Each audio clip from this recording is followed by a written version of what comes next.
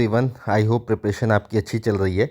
आज का जो हमारा टॉपिक है वो है पिट्स इंडिया एक्ट, है ना। Pitt's India act 1784। इसके पहले हम रेगुलेटिंग एक्ट कर चुके हैं। रेगुलेटिंग एक्ट 1773 कंप्लीट हो चुका है। अमेंडिंग एक्ट 1781 कंप्लीट हो चुका है।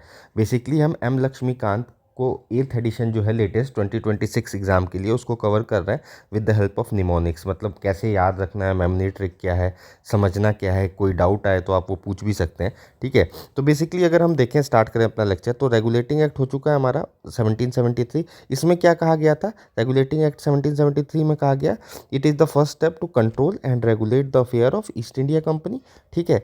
और पॉलिटिकल और एडमिनिस्ट्रेटिव फंक्शन जो ईस्ट इंडिया कंपनी का था for the first time was recognise, ठीक है। सेकेंड है हमारा अमेंडिंग एक्ट ऑफ 1781। इसमें जो गवर्नर जनरल की पावर है ना, और सुप्रीम कोर्ट हो गया था 1774 में स्टैब्लिश, तो इसके बाद इनकी पावर जो थी वो ओवरलैप कर रही थी एक दूसरे में। तो बेसिकली उसको बाइफरकेट किया गया कि क्या गवर्नर जनरल की पावर है, क्या सुप्रीम कोर्ट की पावर है। बेसिकली देखा जाए तो एडमिनिस्ट्रेटिव फंक्शन क्या है और जुडिशियल वर्क क्या है, उसको डिवाइड किया गया, है ना, ताकि क्लियर हो सके कि गवर्नेंस का जो प्रोसेस है वो क्या रहेगा और जस्टिस का जो प्रोसेस है वो क्या क्लियर रहेगा। आइए अब देखते हैं पिट्स इंडिया एक्ट।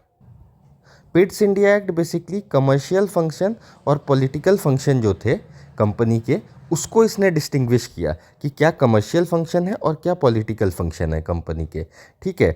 तो जो कोर्ट ऑफ डायरेक्टर्स थे, जो कोर्ट ऑफ डायरेक्टर हमने पढ़ा था, जो हमारा रेगुलेटिंग एक्ट था 1773, उसमें हमने देखा था कि 5th पॉइंट में कि कोर्ट ऑफ डायरेक्टर का इस्टेब्लिशमेंट किया गया to strengthen the control of British government. और वो उनका काम क्या होता था कि रेवेन्यू, सिविल और मिलिट्री की जो चीज़ें रहती थी ईस्ट इंडिया कंपनी की, उसको वो ब्रिटिश गवर्नमेंट को टाइम टू टाइम बताते थे कि ये चीज़ें चल रही हैं, ठीक है। तो अब वो जो कोर्ट ऑफ डायरेक्टर्स थे उनका बाकी सारा काम हटा दिया गया और उनको कहा गया कि अब आपको सिर्फ और सिर्फ कमर्शियल फंक्शंस पे ध्यान देना है। और इसके अलावा एक नई बॉडी बनाई गई जिसे बोर्ड ऑफ कंट्रोल कहते हैं, BOC, ठीक है। और इस बॉडी का क्या काम था? जो भी पॉलिटिकल फंक्शन है, क्योंकि देखिए कंपनी अब धीरे धीरे एक्सपेंड कर रही थी। अब वो सिर्फ एक ट्रेडिंग कंपनी नहीं रह गई थी कि सिर्फ कमर्शियल अफेयर्स रहेंगे उसके, ठीक है। वो मोनोपोली के लिए अब उसने क्या किया था, जो किंग्स थे, जो रूलर्स थे वहाँ के, उनके साथ अब वो संधियाँ कर रही थी, धीरे धीरे टेरिटरी ऑक्युपाई कर रही थी, ठीक है। तो अब एक उसका पॉलिटिकल फंक्शन भी शुरू हो गया था। तो इस पॉलिटिकल फंक्शन को जो पॉलिटिकल फंक्शन इस्टेब्लिश हो गया था, उसको मैनेज करने के लिए एक नई बॉडी बनी, BOC, बोर्ड ऑफ कंट्रोल।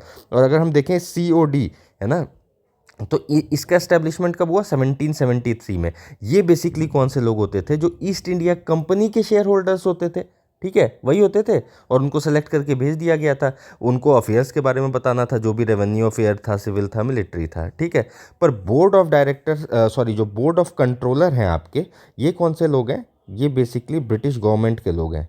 ये प्रॉपर ब्रिटिश गवर्नमेंट के लोग हैं, ठीक है। समझ आ रहा है आपको? देखिए ब्रिटिश गवर्नमेंट के लोग हैं, ये चीज़ क्लियर रखना है। और इनका सिलेक्शन ब्रिटिश पार्लियामेंट के द्वारा होता है, ठीक है। और बोर्ड ऑफ कंट्रोल जो था, इनका काम क्या था? To supervise, direct all the operation of civil and military to the British India, sorry, to the British government, ठीक है। मतलब इनका काम था आपका जो भी पॉलिटिकल अफेयर है उसके बारे में कंपनी को, जो आपकी ब्रिटिश गवर्नमेंट थी उसको बताना, ठीक। पर यहाँ पे एक लाइन बोली गई कि सिविल और मिलिट्री गवर्नमेंट और revenue of British possession in India. British possession, ये वर्ड बहुत आपको ध्यान रखना है, क्योंकि for the first time company ने जो इंडिया की टेरिटरी थी उसको ब्रिटिश पोजेशन बोला, ठीक है। समझ रहे हैं आप? फॉर द फर्स्ट टाइम, तो ये याद रखना है आपको कि for the first time British possession, ये आपको याद रखना है कि ये for the first time Pitt's India act में बोला गया, ठीक है। तो इसलिए ये बहुत इंपॉर्टेंट हो जाता है। और जो सेकंड पॉइंट था वो ये था कि ब्रिटिश गवर्नमेंट को अब सुप्रीम कंट्रोल मिल रहा था, है ना। क्योंकि देखिए कंपनी का जो अफेयर था वो तो दे दिया गया COD को, मतलब कोर्ट ऑफ डायरेक्टर को, पर जो बोर्ड ऑफ कंट्रोल थे आपके, ये कौन थे? British parliament. इसको पूरा पॉलिटिकल फंक्शन दे दिया गया। आई थिंक आपको समझ आ रहा होगा। मतलब ब्रिटिश गवर्नमेंट को, देखिए, कंपनी के ऊपर भी सुप्रीम कंट्रोल मिल गया, कंपनी के अफेयर के ऊपर, और इंडिया के एडमिनिस्ट्रेशन के ऊपर भी जो पूरा कंट्रोल मिल गया। ये है जो पिट्स इंडिया एक्ट, ये आपको समझना होगा, ठीक है, कंपनी के ऊपर भी मिल रहा है और यहाँ तक कि पॉलिटिकल थ्रू इंडिया की टेरिटरी के ऊपर भी एडमिनिस्ट्रेटिव कंट्रोल मिल रहा है। ठीक है, ये समझ आया होगा आई होप। तो यही था पिट्स इंडिया एक्ट। और इसका अगर मैं निमोनिक देखूं कि इसको हमें याद कैसे रखना है, अगर हम निमोनिक देखें तो आप ऐसे याद कर सकते हैं इसको कि जैसे पिट्स है ना, PITT, इससे याद रखना है। पिट्स से हम ये याद रख सकते हैं, P for parliament, T for two, है ना, parliament two layer, T for take over. ठीक है, PITT, parliament two layer take over, समझ में आया। Parliament two layer take over मतलब दो लेयर बन गए, एक तो हो गया कमर्शियल फंक्शन जो देखने लग गया, दूसरा हो गया पॉलिटिकल फंक्शन। ठीक है, इससे याद रहेगा क्योंकि इसमें कुछ है नहीं पिट्स इंडिया एक्ट में। बेसिकली देखा जाए तो एक कमर्शियल फंक्शन पॉलिटिकल फंक्शन में डिवाइड हो गया, मतलब टू लेयर में डिवाइड हो गया। ठीक है, इसी को हम क्या कहते थे, ड्यूअल गवर्नमेंट भी कहते हैं, डबल गवर्नमेंट। ठीक, क्लियर है एकदम कि दो लेयर में डिवाइड हो गया, एक कमर्शियल फंक्शन हो गया, एक पॉलिटिकल फंक्शन हो गया। PITT से याद रखना है, parliament two layer take over. बहुत आसान है, याद रहेगा, मतलब ये इसी से समझ में आ जाएगा। बेसिकली दो लेयर में डिवाइड हो रहा है, ये कमर्शियल फंक्शन देख रहा है, ये बोर्ड ऑफ कंट्रोल जो है आपका पॉलिटिकल फंक्शन देख रहा है। आइए अब देख लेते हैं act of settlement, sorry act of 1786। ठीक है, एक्ट ऑफ 1786 में बहुत ज़्यादा कुछ नहीं है। इसमें बेसिकली जो लॉर्ड कॉर्नवालिस थे, जो लॉर्ड कॉर्नवालिस थे, इनको अपॉइंट कर दिया गया गवर्नर जनरल ऑफ बंगाल। ठीक है, so he become the governor general of Bengal. पर जब इनको गवर्नर जनरल ऑफ बंगाल बनाया गया ना, तो इन्होंने दो डिमांड रखी अपनी। पहली डिमांड क्या थी इनकी, इन्होंने कहा कि भाई मुझे चाहिए पावर। पावर किस चीज़ की, to override the decision of, किसके डिसीजन को ओवरराइड करना चाहते थे ये, काउंसिल के। क्योंकि देखिए काउंसिल में ऑलरेडी 4 लोग थे, है ना, एक हो गया गवर्नर जनरल, तो 4 लोग हैं, अगर वो आपस में मिल गए तो फिर गवर्नर जनरल की बात की तो वैल्यू नहीं रहेगी। तो इन्होंने कहा कि कुछ कुछ ही पॉइंट पे जब मुझे ऐसा लगेगा तो मुझे ओवर राइडिंग पावर चाहिए टू माई ओन काउंसिल, अपनी ओन काउंसिल को ओवर राइड करने का।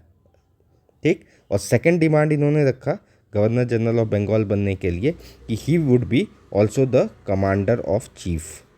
कमांडर इन चीफ मतलब उनका जो मिलिट्री थी उसके कमांडर इन चीफ रहेंगे यही, कोई अलग से पर्सन नहीं रहेगा। ठीक है, तो दोनों डिमांड एक्सेप्ट कर ली गई थी, बस यही था। तो ये आपको याद ही रहेगा आई होप कि लॉर्ड कॉर्नवालिस ने गवर्नर जनरल ऑफ बंगाल बनने के लिए 2 शर्तें रखी। पहला था कि उनको ओवरराइडिंग पावर चाहिए डिसीजन ऑफ काउंसिल के खिलाफ, अदरवाइज़ क्या होगा कि उनका डिसीजन की बहुत वैल्यू नहीं रह जाएगी अगर काउंसिल अपना डिसीजन देने लगेगी। तो एक ओवरराइडिंग पावर और एक कमांडर इन चीफ इनको बनाया जाए। ठीक है, आइए नेक्स्ट देख लेते हैं charter act of 1793। So charter act of 1793 जो आया था, ये बेसिकली ट्रेड मोनोपोली एक्सटेंड करने के लिए आया था, 20 साल और जिसको एक्सटेंड करना था। ठीक है, तो इसमें जो पहला था, फर्स्ट जो पॉइंट अगर हम देखें तो इसने एक्सटेंड कर दिया था जो overriding power Lord Cornwallis ji को गिवन थी, उसको एक्सटेंड कर दिया इसने, किसके लिए, for the future governor general, मतलब जो भी फ्यूचर के गवर्नर जनरल होंगे उनको भी ये सारी एक्सटेंडेड पावर मिलेगी। ठीक है, ओवर राइडिंग पावर जो आपने लास्ट एक्ट में देखा ना कि उसको ओवर राइडिंग पावर चाहिए थी काउंसिल के बिहाफ पे, है ना, तो वो मिल गई। एक्सटेंडेड ओवर राइडिंग पावर जो लॉर्ड कॉर्नवालिस को मिल रही थी, ये बाकी फ्यूचर के जो गवर्नर जनरल होंगे इनको भी मिलेगी।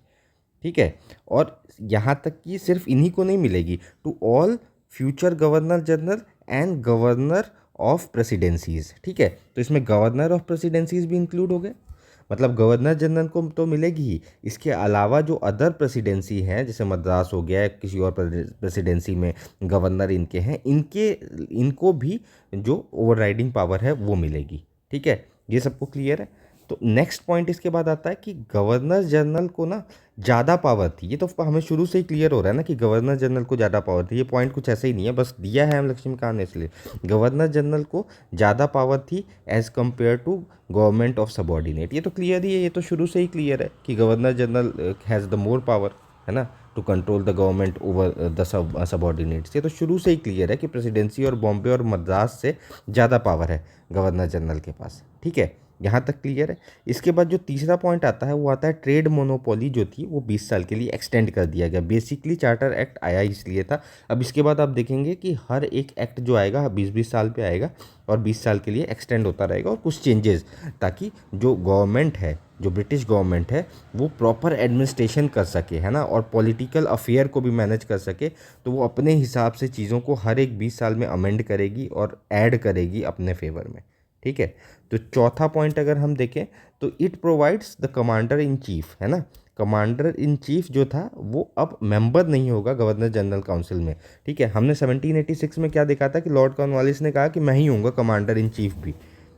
तो इसमें क्या किया गया कि जो मेंबर है, जो कमांडर इन चीफ रहेगा, वो मेंबर नहीं रहेगा गवर्नर जनरल काउंसिल का। पर अगर कोई सर्कमस्टांस ऐसा होता है जिसमें उसको मेंबर बनाना पड़े तो बनाया जा सकता है। ऐसा नहीं है कि वो बन ही नहीं सकता है, बन सकता है, पर बाय डिफ़ॉल्ट वो कमांडर इन चीफ नहीं रहेगा, जो कि लॉर्ड कॉर्नवालिस थे। ठीक, क्लियर इतना। अब अगर हम पाँचवें पॉइंट पे आएँ तो जो member of board of control, है ना, बीओसी बना था, कब बना था? Pitt's India act. Pitt's India act ने बस दो ही चीज़ें डिवाइड की थी, एक तो commercial affair, political affair. Commercial affair कौन देख रहा था? सीओडी। ठीक है, और political affair BOC, board of control. तो ये जो बोर्ड ऑफ कंट्रोल जो बने थे और जो उनके स्टाफ थे, इनकी जो सैलरी है, जो इनकी जो भी सैलरी जाएगी, पहले तो कंपनी बियर करती थी, अब वो इंडिया के जो रेवेन्यू कलेक्ट होगा उसमें से जाएगी। ठीक है, अब वो कंपनी बियर नहीं करेगी, इंडिया के रेवेन्यू में से दिया जाएगा। आसान है, समझ आया, क्लियर है। अब इसका हम निमोनिक देख लेते हैं कैसे इसको याद रखना है। तो आपको सबसे पहले याद रखना है गवर्नर जनरल, गवर्नर जनरल को ज़्यादा पावर, है ना, गवर्नर जनरल को ज़्यादा पावर, कंपनी को 20 साल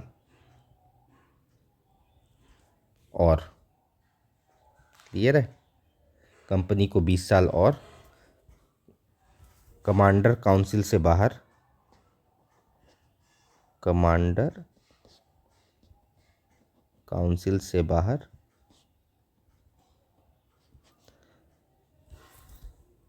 और खर्चा इंडिया के पैसे से। और खर्चा किसके पैसे से? इंडिया के पैसे से। ये याद रखना है आपको। ठीक है, ये है आपका निमोनिक इसके लिए। बहुत आसान है, याद रहेगा आपको। गवर्नर जनरल को ज़्यादा पावर। ठीक है, दोनों पॉइंट क्लियर है। Extended the overriding power, governor general को ज़्यादा पावर है। गवर्नर जनरल को ज़्यादा पावर है गवर्नमेंट ऑफ सबॉर्डिनेट से। ठीक है, कंपनी को 20 साल और, कंपनी को 20 साल के लिए ट्रेड मोनोपोली मिल गया। ठीक है, इसके बाद और कमांडर काउंसिल से बाहर, कमांडर इन चीफ जो था वो काउंसिल से बाहर हो गया। ठीक है, और जो भी खर्चा होगा वो इंडिया के पैसे से। बीओसी और स्टाफ को इंडियन रेवेन्यू से पैसा मिलेगा। याद रखना है, बस ये याद कर लेना है, ये लाइन याद रखना है। गवर्नर जनरल को ज़्यादा पावर, कंपनी को 20 साल और, कमांडर काउंसिल से बाहर, और खर्चा इंडिया के पैसे से। बहुत आसान है, याद रहेगा, आई होप, है ना। इसको एक दो बार रिवाइज करिएगा, प्रॉपरली याद हो जाएगा। वीडियो लंबी हो रही है तो चार्टर एक्ट 1813 नेक्स्ट वीडियो में करेंगे। Thank you.